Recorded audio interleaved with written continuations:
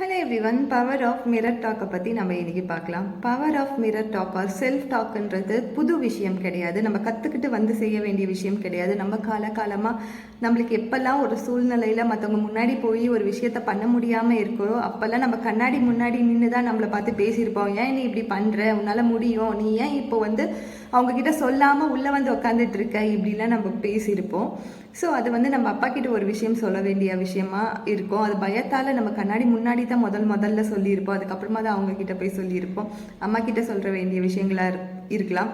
ரிலேஷன்ஷிப்பில் இருக்கும் போது நம்ம பார்ட்னர்கிட்ட நம்மளோட இமோஷன்ஸை, நம்ம லவ்வை, நம்ம எப்படி சிரிப்போம் அவங்க முன்னாடி, நம்ம எப்படி அவங்க முன்னாடி பேசுவோம், அப்படி எல்லாமே கண்ணாடி முன்னாடி நின்று தான் நம்ம பார்த்துருப்போம்.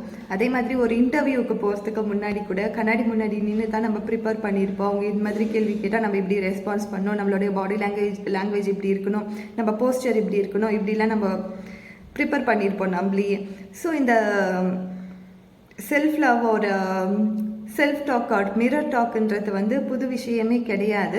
ஸோ உங்களுக்கு இப்போது இந்த சினாரியோ, இந்த சிச்சுவேஷனில் ஏதாவது ஒரு ஹோல்டிங் இருந்துச்சு, உங்களால் மற்றவங்க கிட்ட கம்யூனிகேட் சரியாக பண்ண முடியல அப்படின்னு நீங்கள் நினச்சிங்கன்னா செல்ஃப் டாக் பண்ணுங்கள், மிரர் டாக் பண்ணுங்கள். அதே மாதிரி உங்களோட இமோஷன்ஸை சரியாக யார்கிட்டையுமே காட்ட முடியாமல் இருக்கீங்க. நானே என்னை இன்ட்ரோவர்டாக நினச்சிக்கிறேன். இன்ட்ரோவர்ட்லாம் பேச மாட்டாங்கலாம் கிடையாது. அவங்க நல்லாவே கம்யூனிகேட் பண்ணுவாங்க. ஃபஸ்ட்டு அதை நீங்கள் புரிஞ்சுக்கோங்க. ஸோ என்னால் முடியல, எனக்கு என் மேலேயே ஒரு செல்ஃப் எஸ்டீம் இருக்குது அப்படின்னு நீங்கள் நினச்சிங்கன்னா mirror work or mirror talk பண்ணி பாருங்கள். செல்ஃப் டாக் பண்ணுங்கள். ரொம்ப அதிகம் நேரம் செல்ஃப் டாக் பண்ணுங்கள். நிறைய பேர் பார்த்துட்டு கூட சொல்லுவாங்க, என்ன நீ சும்மா கண்ணாடி முன்னாடி நின்று பேசிகிட்ருக்கா அப்படின்வாங்க. ஸோ அதெல்லாம் ப்ராக்டிஸ் தான். இது உங்களுக்கு நல்ல ரிசல்ட்டை தான் கொடுக்க போகுது. கண்டிப்பாக ஒரு பெட்டர் ரிசல்ட், ஒரு பெட்டர் பர்சனாக நீங்கள் மாறுவீங்க. நிறைய நேரம் நின்று பேசுங்க. ஒரு 10 minutes R 15 minutes R 20 minutes நின்று உங்கள் இமோஷன் எல்லாத்தையுமே நீங்கள் அது முன்னாடி நீங்கள் காமிச்சிடுங்க.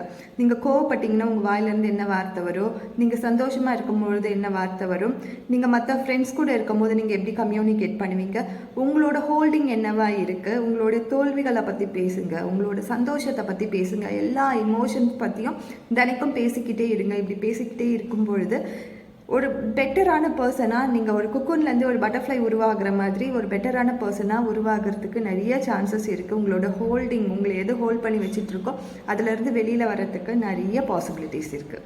Thank you so much.